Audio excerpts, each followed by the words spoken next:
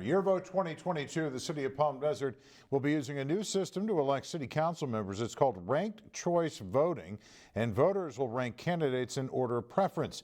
Advocates say it's a more equitable form of voting. Opponents call it confusing. News Channel 3's Jake and Gracia live in studio tonight, breaking down how the new system will work. Jake. And John, Palm Desert is now the 7th California city to adopt ranked choice voting, alongside San Francisco, Oakland, Berkeley, and others. But it is the first city in Riverside County to do so, and officials say voters may want to look at their ballot before voting.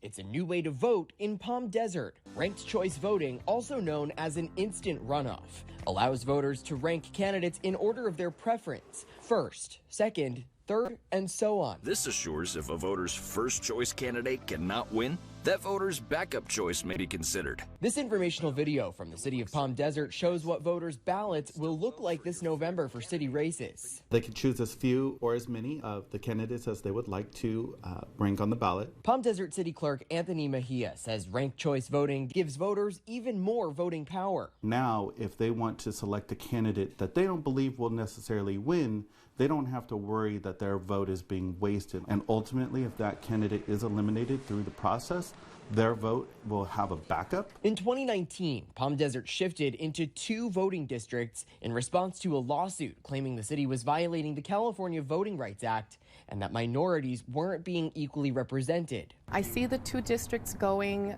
eventually to 5. Palm Desert Council member Karina Quintanilla is the city's lone representative for District 1, which holds about 20% of the city's population surrounding the Civic Center. It's a concentrated area for Latino residents. District 2, which encompasses the rest of the city, elects 4 council members, with 2 of those seats coming up this November. Quintanilla says democracy to her is achieving greater participation in elections, something she says ranked choice voting will accomplish. You have the ability to have your values reflected, not just with 2 votes, but what the consensus of the community's values are reflected. Now, Palm Desert says that officials are working hard to educate voters, sending materials out and offering community meeting presentations. Also on this ballot this November in Palm Desert is Measure B. Should there be 5 districts instead of 2?